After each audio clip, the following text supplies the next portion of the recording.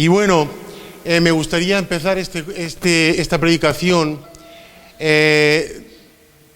No es fortuito que tú estés aquí en esta tarde. No es una casualidad que tú hayas venido aquí esta tarde. Tú puedes pensar que es fruto de simplemente tu obediencia, de tu responsabilidad como creyente, de participar del culto y de estar aquí, pero no va de eso realmente. Dice la palabra de Dios, dice el apóstol Pablo en Romanos 8, que los hijos de Dios son guiados por el Espíritu de Dios. ¿Tú crees que Dios te ha traído a este lugar en esta tarde? Porque si no lo crees, la Biblia dice que así es, y entonces tendrás un problema. Del mismo modo que cada uno de los evangelios que tenemos han sido guiados los evangelistas por la mano del Espíritu Santo para que queden en nuestras vidas hoy. Y es muy curioso esto porque no que va de esto la predicación, pero no sé por qué tengo que decirlo. En el capítulo 16 del libro de los Hechos, sabemos que el libro de los Hechos lo escribió Lucas, y está Lucas describiendo lo que está pasando en este viaje.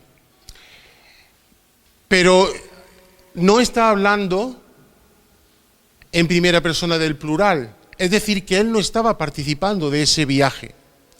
Pero hay un giro en mitad del capítulo 16 donde ya empieza a hablar de nosotros porque se incorpora al viaje. Y lo que es curioso es que en ese capítulo 16 del libro de los Hechos, querían ir hacia el norte y el Espíritu se lo impidió. Querían ir hacia el sur y el Espíritu se lo impidió. Les cerró las puertas el Espíritu para todas partes menos para una. Y era en ese lugar donde se iba a incorporar Lucas y donde finalmente al incorporarse luego puede escribir ya de primera mano el libro de los Hechos. Puede convertirse en el compañero que fue de Pablo hasta el final de sus días y poder escribir el Evangelio de Lucas. Por eso no es nada es fortuito. Nosotros como creyentes creemos que Dios nos guía a todas las cosas, que no estamos viviendo una situación extraña, aunque tenga esa connotación en nuestro espíritu, sino que lo que estamos viviendo es lo que Dios está permitiendo que vivamos. Y es un tiempo en el que creo que hay que encerrarse en Dios. Hay que encerrarse, no digo en tu aposento, porque tú te puedes encerrar en tu aposento y estar con el móvil. No, pero sí te puedes encerrar en Dios. Y puedes buscar su rostro con todo tu corazón, con toda tu alma. Es un tiempo donde esto es imperativo. ¿Cómo va a salir adelante el mundo cristiano si en esta situación que estamos viviendo no le estamos buscando? A más, no solamente digo buscarle, sino buscarle desesperadamente, hermano, porque Él es lo que tenemos. No tenemos más. Y si yo realmente le amo, tengo que buscarle. Si yo realmente le amo, tengo que encerrarme en Dios, y tengo que encerrarme en su palabra, y tengo que hacer ayuno y oración, y tengo que buscar su rostro. Y si no lo hago en esta época, ¿cuándo lo haré? ¿Cuándo lo haré? Y esto es una meditación que ha estado constante en mi corazón estos días atrás, porque Dios está tan interesado en tu vida. Es un Dios tan personal. Quiere estar tan cerca de ti, pero quiere estar cerca de ti porque quiere darse a sí mismo a ti. Este es el tema, esta es la clave. Él quiere, esto es difícil de expresar, Él quiere darse a conocer a tu corazón y no que vivas en el cliché de que un día hace, no sé, unos cuantos años, unos cuantos meses, le conociste y ya está. Si vamos a necesitar la eternidad que para nosotros ya ha comenzado para conocerle, hoy es el día para empezar a conocerle, entendiendo que Él se entrega por nosotros, que si yo me acerco a Él, Yo no lo entiendo esto, no sé por qué lo hace, no sé por qué no me desecha, no sé por qué no te desecha, no sabemos por qué no nos desecha. Pero una cosa sabemos, que nos acercamos a Él y Él está ahí, que clamamos a Él y Él está ahí, que tenemos una necesidad y Él está ahí. ¿Y si ahora le damos la vuelta? ¿Y si resulta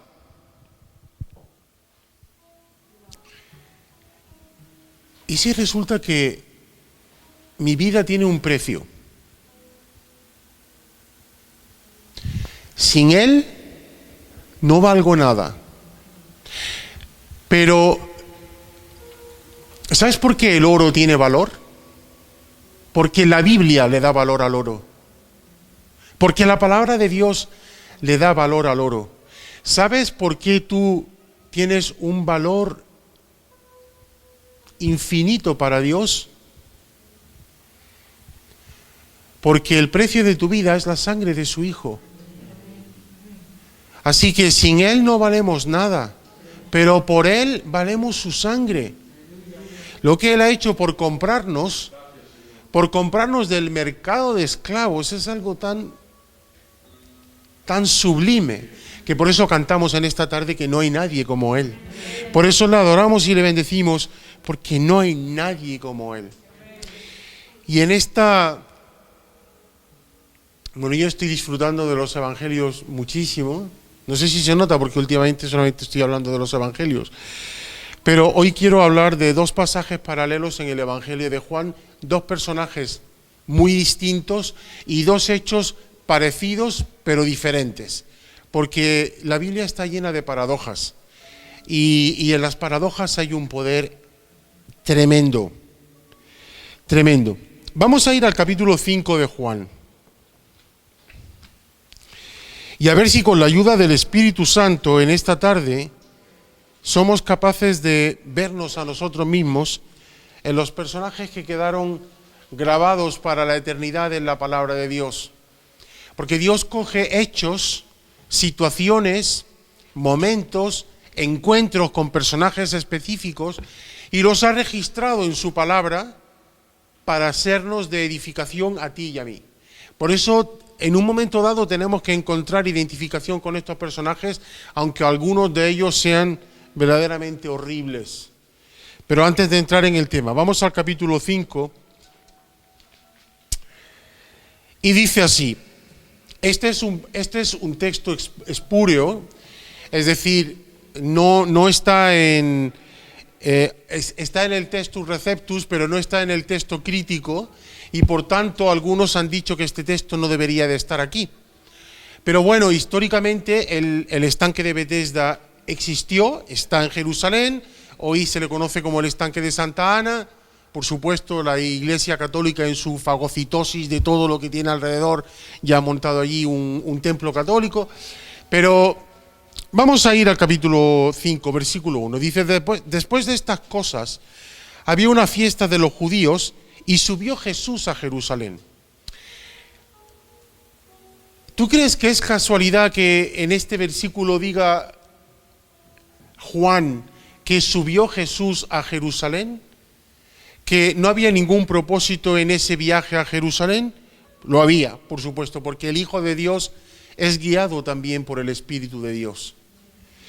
Y dice aquí que hay en Jerusalén, cerca de la Puerta de las Ovejas, un estanque llamado en hebreo Betesda, el cual tiene 5 pórticos. En estos yacía una multitud de enfermos, ciegos, cojos y paralíticos que esperaban el movimiento del agua. Yo no sé tú, pero cuando yo leía esto hace unos días, me identifiqué. Cuando leí esto de ciego, cojo, paralítico y enfermo. Una multitud, es como esa multitud. Un día descubrí ese versículo, no recuerdo dónde está, en Primera de Samuel, en Segunda de Samuel, no lo sé, pero quizás sea más bien en Primera de Samuel, pero habla de que los que se juntaron con David eran los endeudados, los parias,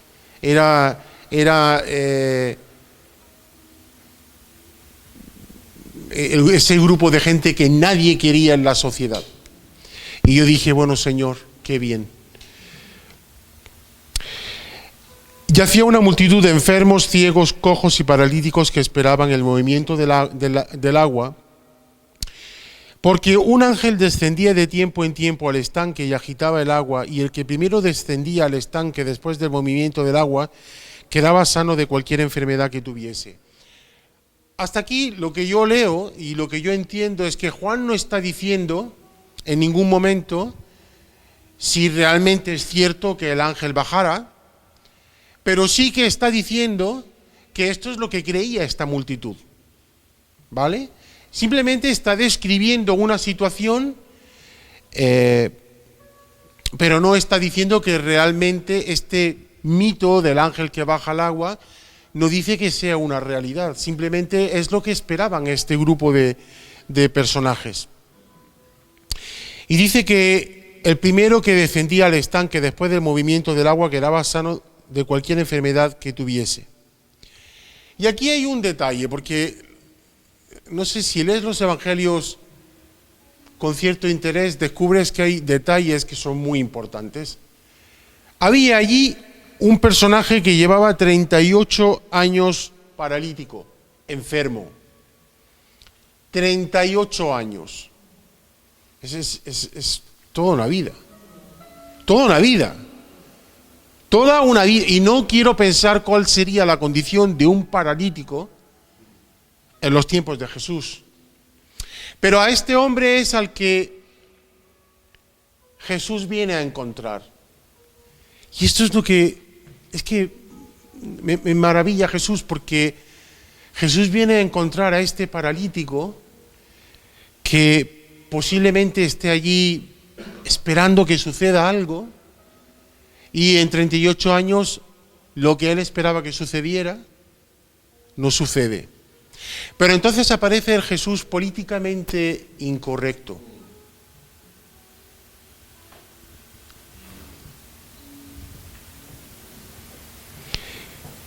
¿Tú crees que esta es la pregunta que Jesús le tiene que hacer al paralítico en el versículo 6?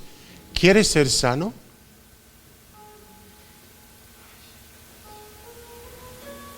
«38 años postrado en un lecho». Y llega el Señor y le dice, ¿quieres ser sano?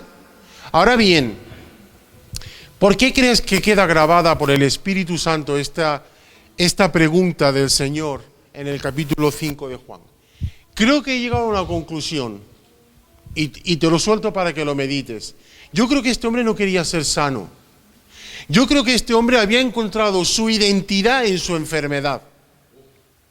Había encontrado su fuente de ganancia, porque lo que le quedaba a un paralítico o a un ciego, ¿qué era?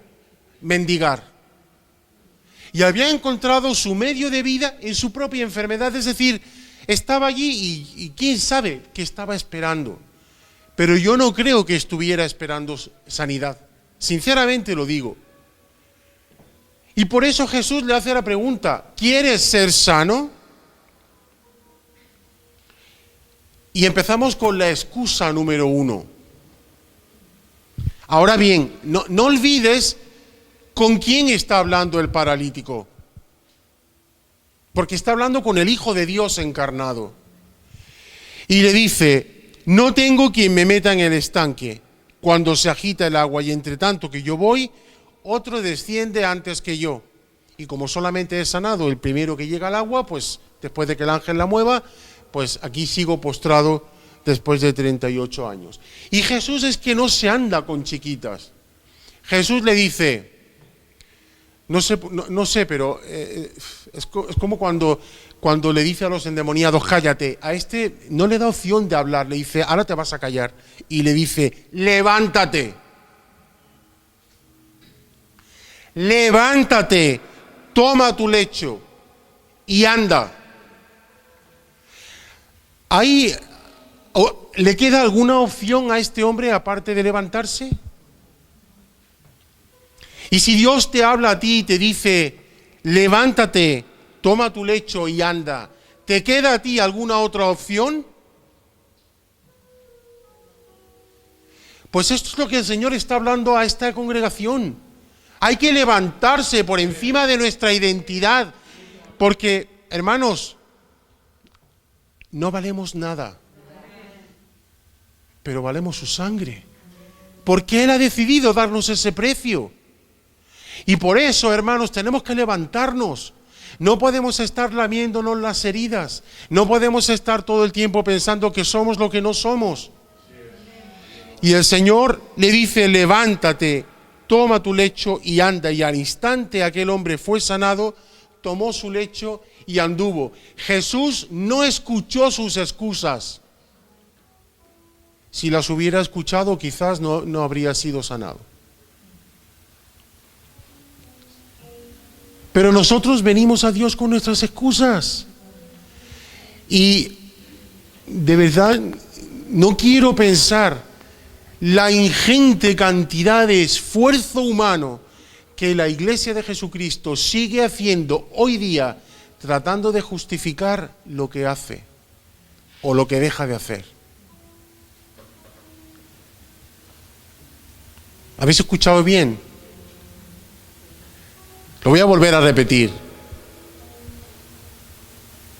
Invertimos un esfuerzo descomunal por justificar lo que ya está justificado. Por tratar de encontrar nuestra propia justicia delante de Dios.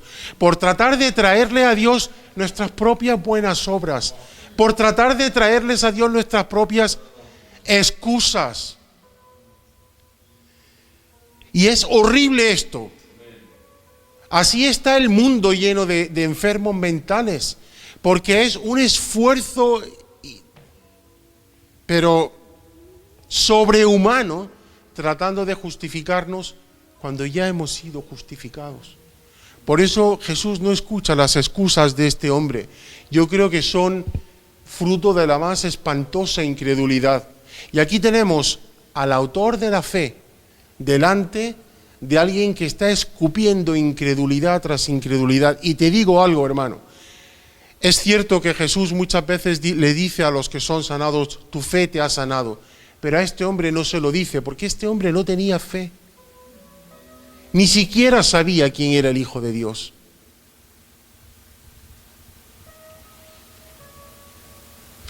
Y cómo no irrumpen los catedráticos en la justificación. Entonces los judíos dijeron a aquel que había sido sanado: es día de reposo, no te es lícito llevar tu lecho. Y te das cuenta de que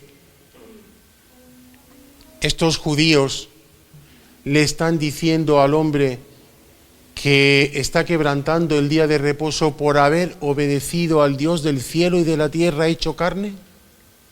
Porque Jesús le dijo a este hombre: levántate, toma tu lecho y anda. Y lo que viene el Señor a hacer es a tumbar nuestras justificaciones, a echar por tierra nuestro esfuerzo humano por querer ser alguien delante de Él. Por eso me gusta este pasaje, porque si hemos sido sanados de la parálisis espiritual, de la ceguera espiritual, de la cojera espiritual, maravilloso, hermano, maravilloso, pero que no olvidemos la cantera de la que el Señor nos ha sacado, que nunca lo olvidemos, porque si olvidamos de dónde hemos salido, vamos a empezar a seguir justificándonos. Y esto es otro evangelio, hermanos. Si mi vida consiste en justificar cómo vivo, en justificar, ya no estoy hablando ni siquiera en justificar públicamente, porque seguramente que habrá cosas que en privado haces y también te justificas delante de Dios.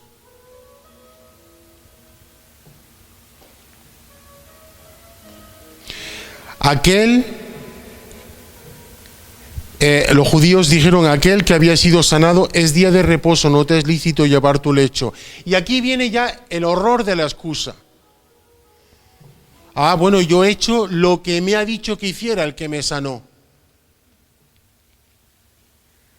Él mismo me dijo, toma tu lecho y anda. Y entonces le preguntaron, ¿quién es el que te dijo, toma tu lecho y anda? Y el que había sido sanado no sabía quién fuese. Me viene a la cabeza la historia de esos 10 leprosos. Hace muchos años. El Señor nos pidió que hiciéramos un esfuerzo grande económico, porque había una familia en la iglesia que tenían sus 5 hijos en Ecuador y lloraban todo el día por esos niños, y decidimos invertir un dinero que teníamos en traer a estos 5 niños de Ecuador. Pero yo sabía que lo que tardaran los niños en llegar a España es lo que iban a tardar ellos en dejar la iglesia. Y ¿os acordáis la historia de los 10 leprosos? 10 fueron sanados, pero solamente uno volvió a dar gracias. Y esta historia el Señor me la dijo de antemano, pero también me dijo, tenéis que traer a esos niños. Y fue exactamente como el Señor me lo había mostrado. Vinieron 2 fines de semana al culto y dejamos de volver a verlos. Ya nunca más supimos de ellos. Nunca más. Nunca más. ¿Quién es el que te dijo, toma tu lecho y anda? Y el que había sido sanado no sabía quién fuese, porque Jesús se había apartado de la gente que estaba en aquel lugar. Y aquí viene el milagro aparentemente no milagro. Pero Jesús dice aquí en el versículo 14, le halló. Dice, después le halló Jesús.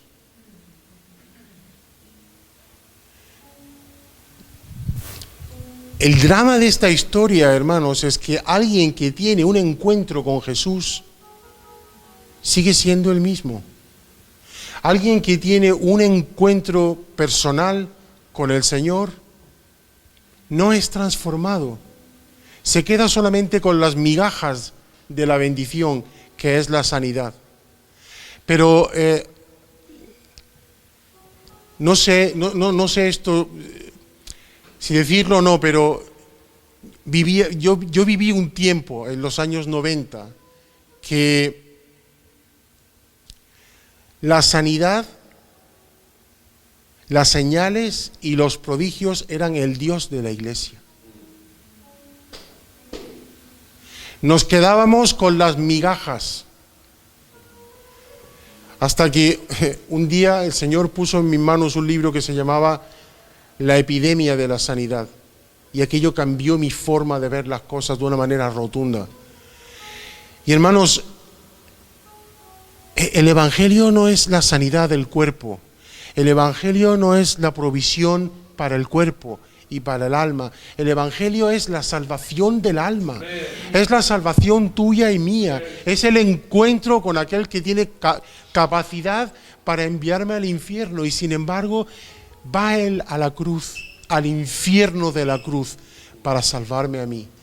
Y hermanos, este hombre lo encuentra Jesús y a partir de aquí desaparece en la más profunda oscuridad. No se vuelve a saber nada de él. Y este es el drama, hermanos.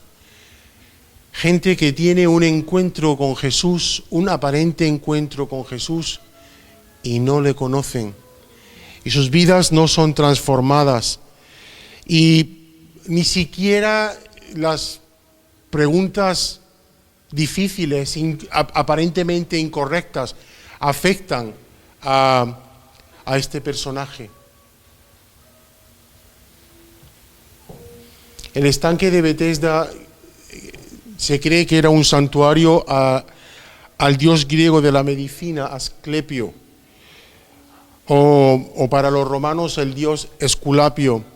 Pero el versículo 4 está simplemente hablando de una situación. Ahí se congregaban esperando que viniera un ángel a mover el agua. Pero a Jesús, viendo a toda esa multitud, busca a este hombre. Y este hombre no se deja buscar por él. Hermanos, me viene al corazón, y lo digo con un peso tremendo, creo que es en el capítulo 12 de Hechos, cómo Esteban le tiene que decir a los fariseos y a los judíos que están apedreándolo: vosotros incircuncisos de corazón, tardos de oído. Y hay un pasaje aquí en el capítulo 1 de Jeremías, que dice el versículo 2, dice el versículo 8: los que tenían la ley no me conocieron.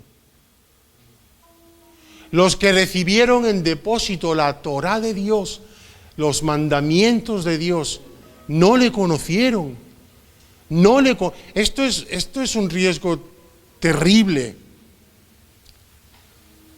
Porque esto es lo que hace la religión, hermanos. La religión te da una distorsión de la realidad, pero no te da la realidad. Y esta distorsión que tenían los judíos la siguen teniendo hoy día.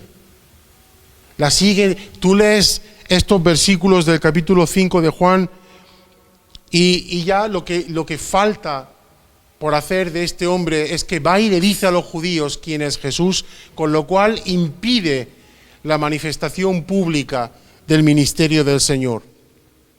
Y a más, dice que por esta causa los judíos perseguían a Jesús y procuraban matarle porque hacía estas cosas en el día de reposo.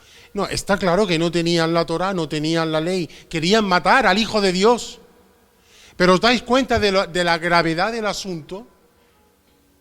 Si te quedas con las migajas, si te quedas con las sobras, lo pierdes a Él. ¿Qué buscas tú? Y otra cosa que me alarma tremendamente es cuando el cristiano vive tan obcecado porque haya provisión para su casa. Cuando el Señor dice: buscad primeramente el reino de Dios y todas las demás cosas os serán añadidas.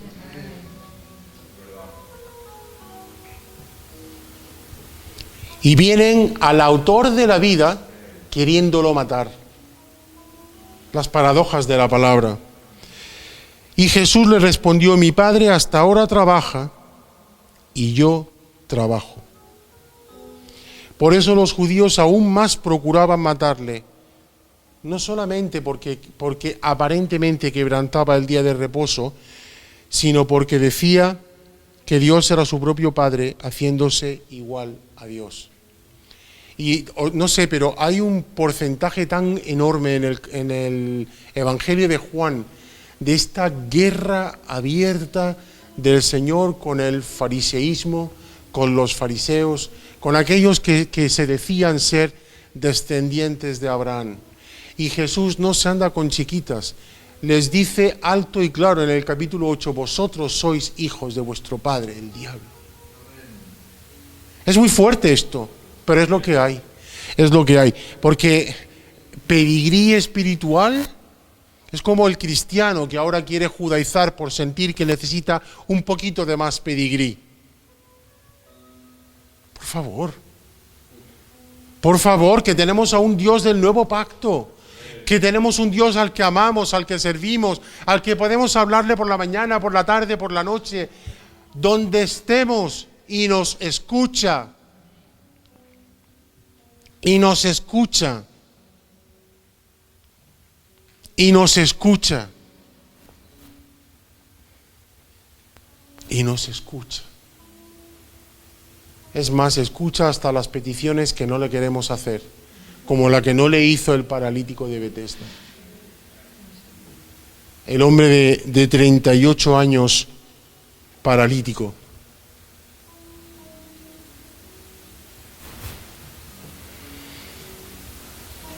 ¿Qué pasa si te halla Jesús y tienes la misma respuesta que este paralítico?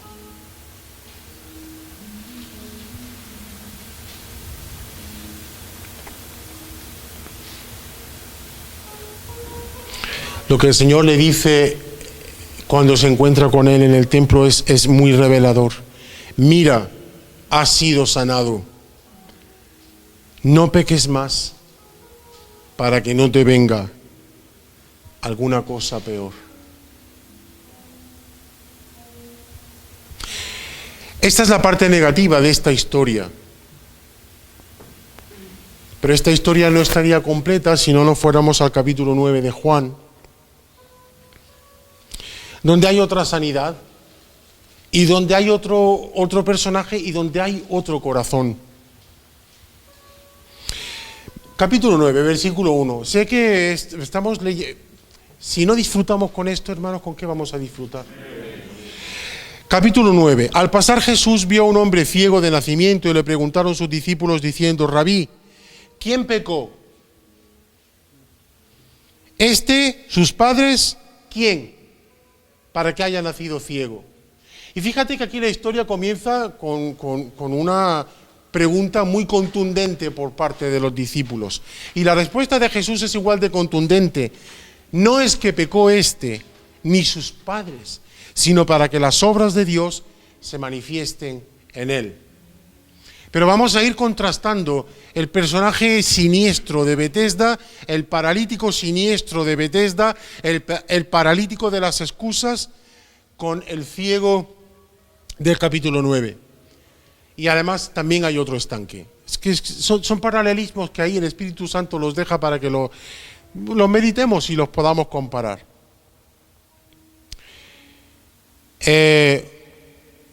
Dicho esto, escupió en tierra, hizo lodo con saliva, versículo 6, y untó con el lodo los ojos del ciego. Y le dijo: ve a lavarte en el estanque de Siloé. Siloé significa enviado. Fue, se lavó y regresó viendo. Entonces los vecinos y los que antes le habían visto que era ciego decían: ¿no es este el que se sentaba y mendigaba? Unos decían: él es, y otros: a él se parece. Y él decía: yo soy. Este no sale huyendo. Y por supuesto, es que es muy parecida a la historia. Aparecen otra vez los judíos y le dicen: ¿cómo te fueron abiertos los ojos? Esto es, no sé si es que querían descubrir el método para poder abrirle los ojos. Respondió él y dijo: aquel hombre que se llama Jesús hizo lodo, me untó los ojos y me dijo: ve a Siloé y levántate. Y fui, me lavé y recibí la vista. Y este sí sabe quién es el Mesías. Este sí que lo sabe. Y yo creo que quizá el otro también lo supiera, pero no le importó, porque él no quería ser sanado. ¿Quién no sabía quién era aquel Mesías, que era la revelación más brutal que había tenido el pueblo de Israel? Un Dios que iba haciendo el bien, sanando, liberando, trayendo vida por donde iba pasando. Entonces le dijeron: ¿dónde está él? Y él dijo: no sé. Y hasta aquí hay una cosa que me llama la atención de este hombre, y es que es súper honesto. Lo que le preguntan, él contesta en base a lo que sabe. ¿Quién te ha sanado? Pues Jesús. ¿Cómo te fueron abiertos los ojos? Y explica cómo le abrieron los ojos. Pero los judíos es que son incansables, es que son y cansinos. Y llevaron ante los fariseos al que había sido ciego, y era día de reposo cuando Jesús había hecho el lodo y le había abierto los ojos. ¿Veis el paralelismo en la historia? Otra vez es que ha sido sanado en día de reposo. Hay un momento en el que Jesús está tan harto de esta historia que les tiene que decir: pero vamos a ver, ¿quién fue hecho para el día de reposo? ¿El hombre para el día de reposo o el día de reposo para el hombre? Y lo llevan ante los fariseos y vuelven a preguntarle a los fariseos la misma pregunta, y él vuelve a decirlo: me puso lodo sobre los ojos, me lavé y veo.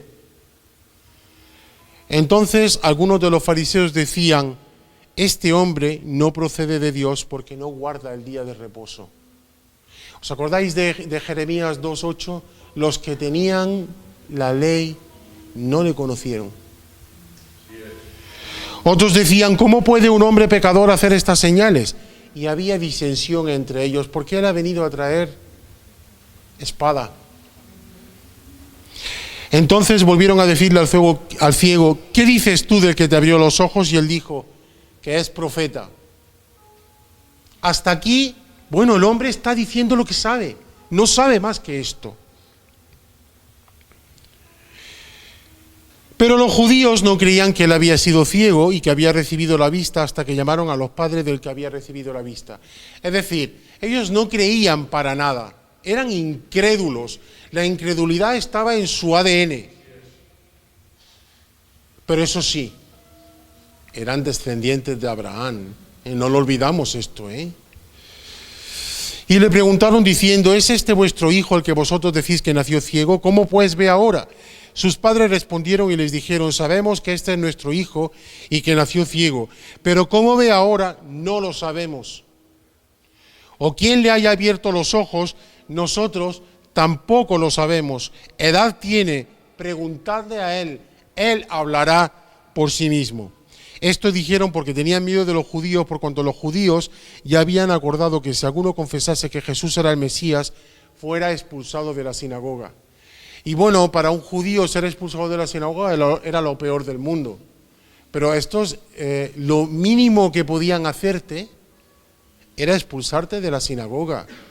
Estos eran los que apedrearon un poco más tarde a Esteban.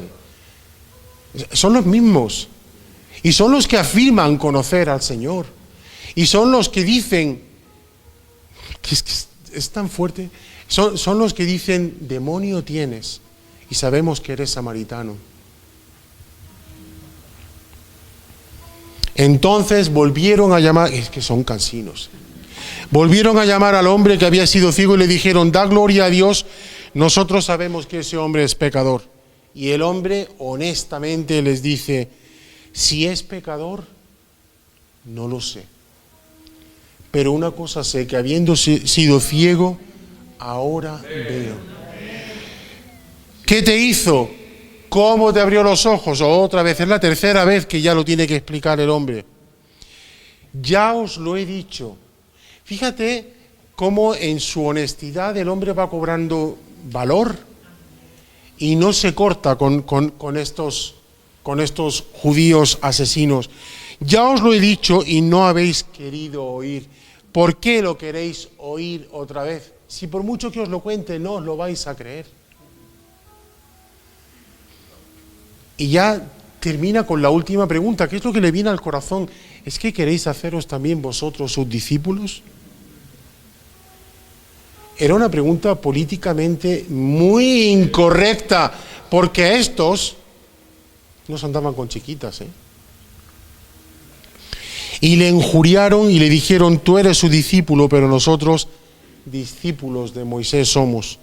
Sabemos que Dios ha hablado a Moisés, pero respecto a ese, no sabemos de dónde sea.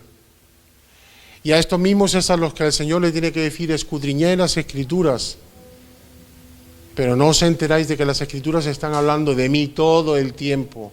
Y antes que Moisés, soy yo.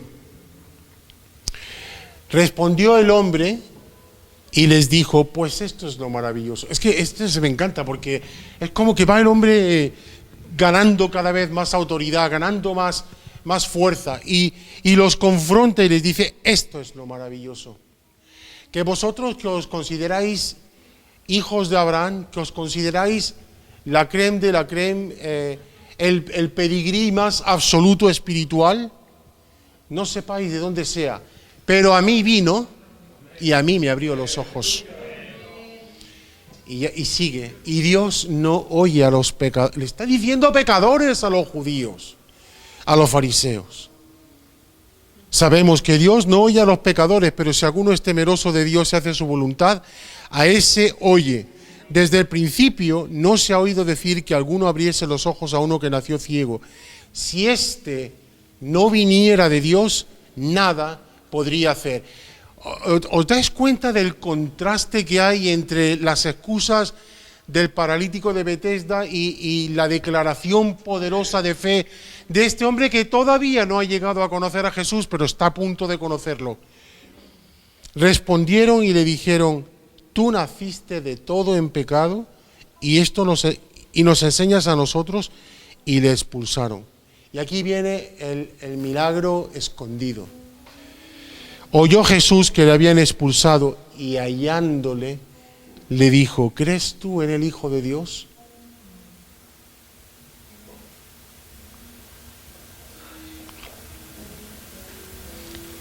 Y este es el corazón honesto que el Señor escucha. ¿Quién es, Señor, para que crea en Él? Le dijo Jesús: pues le has visto, lo tienes delante de tus narices. El que habla contigo, Él es. Y esta es la reacción maravillosa de este ciego sanado. Creo, Señor, creo. Y le adoró, se postró allí y adoró al Señor, adoró al Hijo de Dios y le adoró. Y dijo Jesús: para juicio he venido yo a este mundo, para que los que no ven, vean, y los que ven, sean cegados. Fíjate que el que trató de justificar su condición de paralítico, el que trató de justificar su no sanidad, el que trató de justificar todo el tiempo por qué estaba en el estanque de Betesda, desaparece en las tinieblas, no se vuelve a saber absolutamente nada de él. Es un poco como la historia del joven rico, que el Señor lo llama y este hombre le dice: ¿qué tengo que hacer para heredar la vida eterna? Los mandamientos, sabes, todo esto he guardado desde mi juventud. Pues una cosa te falta.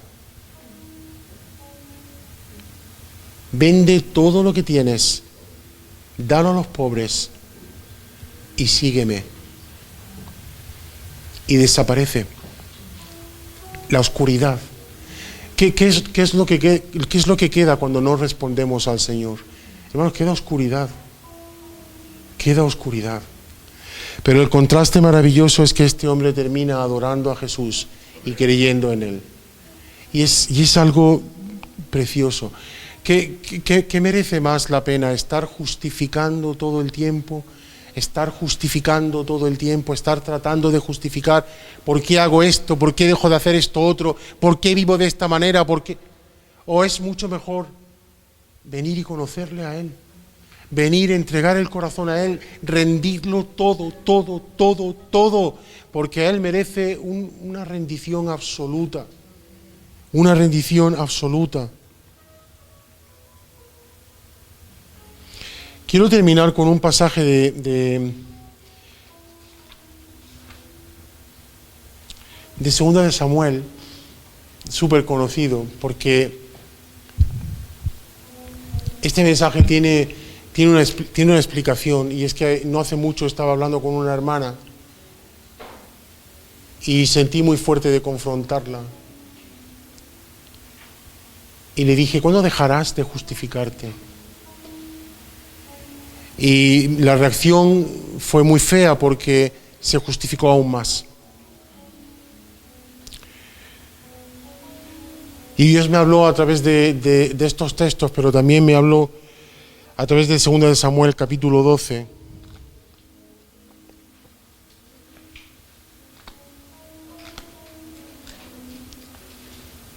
Porque el hombre conforme al corazón de Dios no invierte ni un gramo de energía en justificarse. Vamos a tener paciencia porque la predicación hoy es lectura, ¿vale? Pero vamos a meditar en esto. El Señor, capítulo 12, versículo 1, envió a Natán a David, y viniendo a él le dijo: había 2 hombres en una ciudad, el uno rico y el otro pobre. El rico tenía numerosas ovejas y vacas, pero el pobre no tenía más que una sola corderita que él había comprado y criado, y que había crecido con él y con sus hijos juntamente, comiendo de su bocado y bebiendo de su vaso y durmiendo en su seno. Y la tenía como a una hija. Y vino uno de camino al hombre rico, y éste no quiso tomar de sus ovejas y de sus vacas para guisar para el caminante que había venido a él, sino que tomó la oveja de aquel hombre pobre y la preparó para aquel que había venido a él. Entonces se encendió el furor de David en gran manera contra aquel hombre y dijo a Natán: vive el Señor, que el que tal hizo es digno de muerte, y debe pagar la cordera con 4 tantos, porque hizo tal cosa y no tuvo misericordia. Entonces dijo Natán a David: tú eres aquel hombre.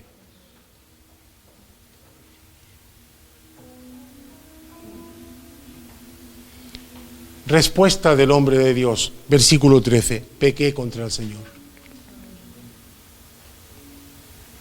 Si el profeta viene, si la palabra viene, si el Espíritu te habla al corazón y te muestra un pecado, ¿qué vas a hacer? Como el paralítico de Betesda, excusarte delante de aquel que tiene ojos de llama de fuego, que lo ve absolutamente todo. ¿O vas a reaccionar como el rey David reaccionó cuando vino el profeta Natán? Pequé contra el Señor. Pequé contra el Señor. Hermanos, tanto si pecas 1 como 100 veces, sé como el hombre conforme al corazón de Dios y díselo a Él, pero no pierdas tiempo en justificarte. No pierdas tiempo en justificarte. Vamos a orar.